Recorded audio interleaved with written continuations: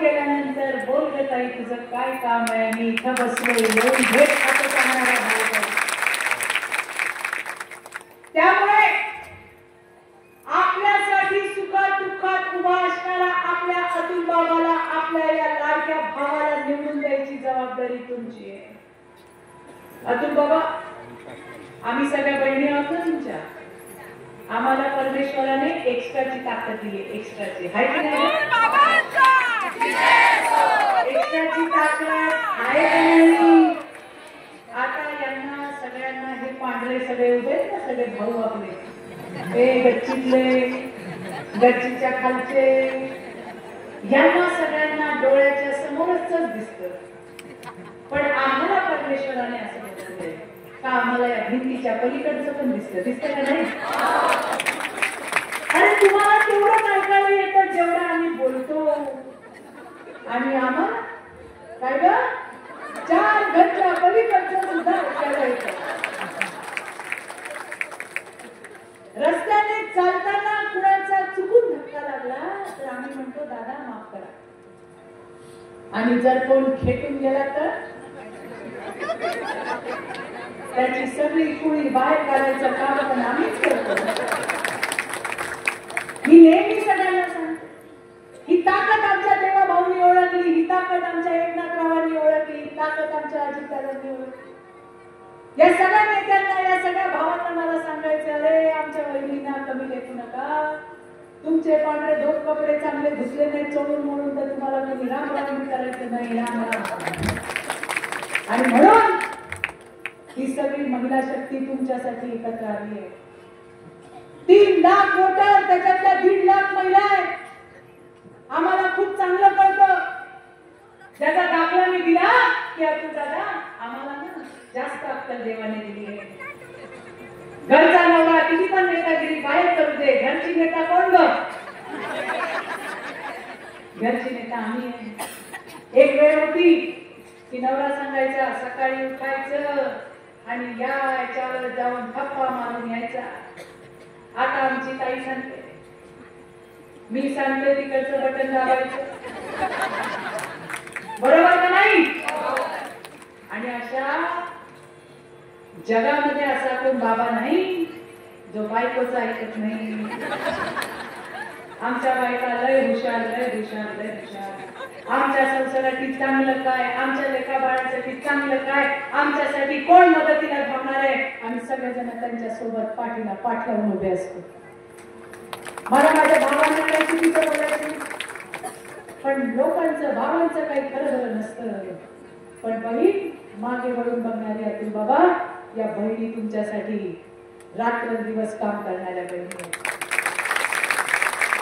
बचत गटाला पुढे आणायचं, बचत गटाला लोन द्यायचं, तुम्हाला बाजारपेठ द्यायची, तुम्हाला मुख्य प्रवाहात आणायचं. अरे मोदीजी म्हणतात लखपती निधी करायच्या ते 1 कोटी भर. त्यामुळे येणाऱ्या दिवसात दक्षिण कराडमध्ये सुद्धा 100-500 जणी त्या ठिकाणी लखपती निधी झाल्या पाहिजे, अशा पद्धतीचा कार्यक्रम आपण त्या ठिकाणी लावणार आहोत. मैत्रिणींनो लक्षात ठेवा. फक्त भाषण करून पोट भरत नाही चित्राताई, महिलांच्या हाताला काम दिलं पाहिजे असा विचार करणारा नेता, त्याचं नाव देवेंद्र फडणवीस आहे. फसवायचं त्याच्या रक्तात नाही, खोटी आश्वासनं नाही, जे आहे ते समोर मांडायचं काम आहे. जे जे काही करता येईल त्या सगळ्या गोष्टी करायचं काम देवेंद्रजींनी केले. मला अजून खूप बोलायचे, पण आपल्याला अतुल बाबाला वेळ दिला पाहिजे. महिलांची सुरक्षा म्हणून नाव काढलं जातं. तुम्हाला मी मैत्रिणींनी सांगते, यांच्या काळातल्या जर महिला अत्याचाराच्या घटना सांगितल्या ना तर मला इथे 2 तास सुद्धा कमी पडतील. अरे क्वारंटाईन महिला, कोरोनाच्या काळामध्ये महिला गेल्या होत्या, त्या फिरायला नव्हत्या गेल्या, उपचारासाठी गेल्या होत्या. तिथे सुद्धा त्या महिलांचे बलात्कार झाले, यांना लाज वाटली पाहिजे. आणि हे आम्हाला सांगतात. मी तर म्हणते राज्य कुणाचं पण असू दे, पण सरकार म्हणून सरकार काय भूमिका घेतं हे बघणं महत्वाचं असतं. आणि मला हे तुम्हाला सांगायचंय की आतापर्यंत या 2.5 वर्षात 100 ते 200 पोलिसांना सस्पेंड करायचं काम आपल्या देवा भाऊनी केलंय.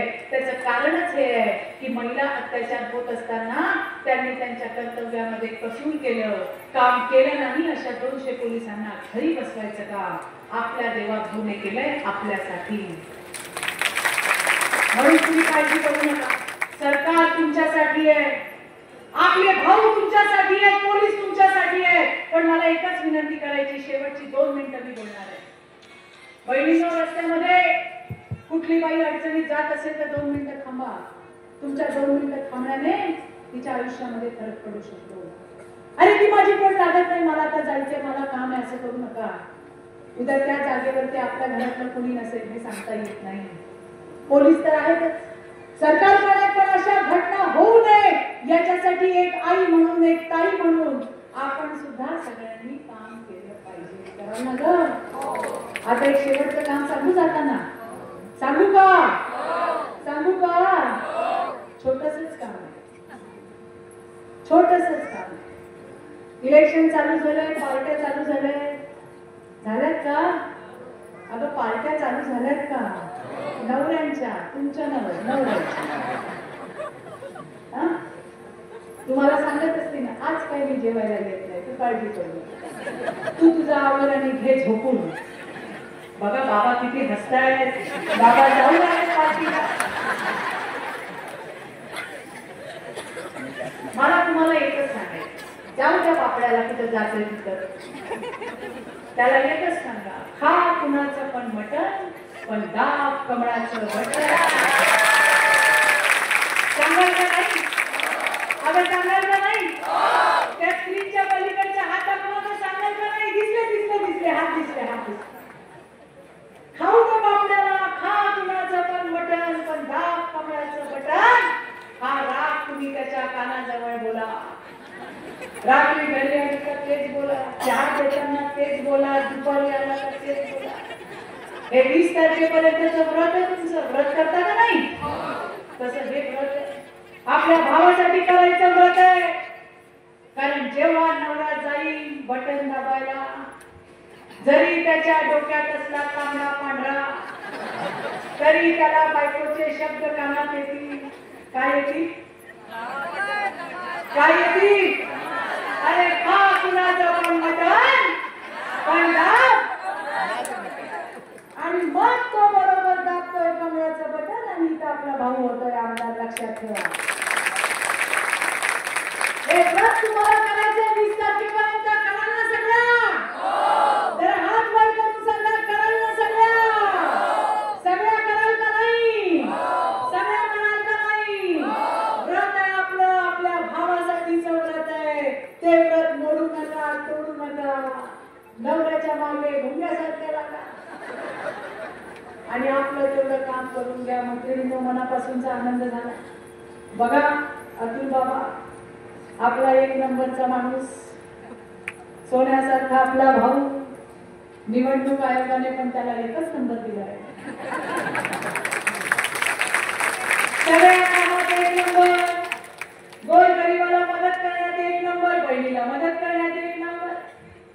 कुठं काय झालं की स्वतः जाऊन पाहणं, आपल्या लोकांना पाठवणं, बकरे बाबा मदत करत. हा परिवारच सेवाभावातला आहे. डॉक्टर आहे. मागे मी त्यांच्या बाबांना पण भेटले होते, 2 तास बसले होते. आज सुद्धा कॅन्सरचे ऑपरेशन करतात. गोरगरिबांना त्याचा फायदा होतो. माझी माणसं मुंबईला जाऊ शकत नाही, ताई आम्ही या ठिकाणी उपचार करतो. असं सेवाभावी असलेलं हे कुटुंब आहे.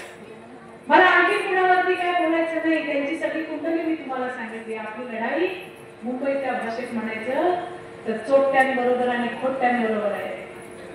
कसे कसे खोटे वागले आपले सावत्र भाऊ, काय काय केलं सावत्र बहिणींनी, हे सगळं मी तुम्हाला सांगितलं. आणि आता नाही तर कधी नाही. लक्षात ठेवा, अभी नहीं तो कभी नहीं. हीच ती वेळ आहे, हीच ती वेळ आहे की त्यावेळेला आपल्याला कमळाचं बटन दाबायचं आणि आपल्या अतुलदादाला विधानसभेवरती या दक्षिण कराडचा आवाज बनवून पाठवायचंय.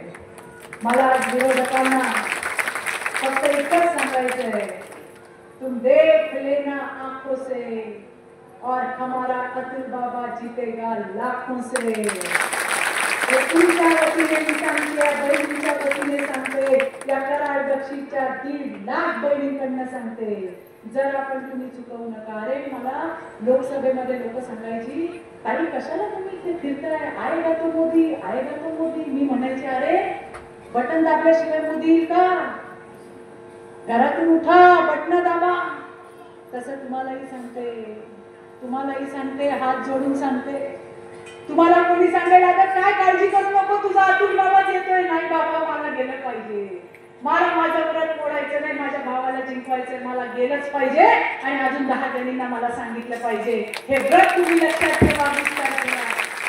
आणि त्याला 2 हात वर करून घोषणा द्या, भारत माता की, भारत माता की, वंदे वंदे छत्रपती शिवाजी महाराज की, धर्मवीर संभाजी महाराज की. अरे अतुल बाबा तुम आगे बढ़ो, हम तुम्हारे साथ हैं. अरे अतुल बाबा तुम आगे बढ़ो, हम तुम्हारे साथ हैं. कोण म्हणतं येत नाही, आल्याशिवाय राहत नाही. अरे असं कसं येत नाही, आल्याशिवाय राहत नाही. जय श्रीराम, जय श्रीराम, जय जय श्रीराम, जय श्रीराम. धन्यवाद. जय हिंद, जय महाराष्ट्र. सभेतून या ठिकाणी सत्तांतर होणार का, या प्रचार सभेतून सत्तांतर घडणार का, हे आपण येणाऱ्या 23 तारखेला पाहणार आहोत. जय हिंद, जय महाराष्ट्र.